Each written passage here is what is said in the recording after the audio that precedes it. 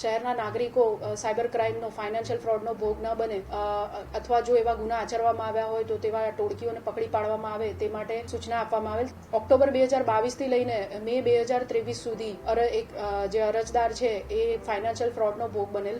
એમાં અરજદારને થોડી ઘણી ઘરમાં તકલીફ હતી. એ હિસાબે ફેસબુક ઉપર શૈલેન્દ્રનાથ અગોરી નામનું फेसबुक अकाउंट है, एना ऊपर એવું લખેલ અરજદારને મળ્યું કે તાંત્રિક વિધિ से सभी समस्याओं का समाधान करे. અરજદારને તેમાં વિશ્વાસ પડતા અરજદારે સદર એકાઉન્ટ ધારકનો સંપર્ક કરેલ. ત્યારબાદ વોટ્સઅપ પર તેમની સાથે વાતચીત થયેલ. તેમણે તમારા ઘરમાં ભૂતોનો વાસ છે, તમારા ઘરમાં ઘણું સોનું છે, દુષ્ટ આત્માઓનો વાસ છે, વિધિ કરવી પડશે એમ કહીને ટુકડે ટુકડે પૈસા ઓનલાઈન ટ્રાન્ઝેક્શન કરાવીને પોતાના જ અલગ અલગ બેંક એકાઉન્ટોની અંદર પૈસા નખાવ્યા છે. હવન કરવાનું, કુંડલી બનાવવાનું, એ બધું બેઝિક જે પૂજા અને હવન એ રીતની કામગીરી એ આરોપીની મૂળ કામગીરી છે.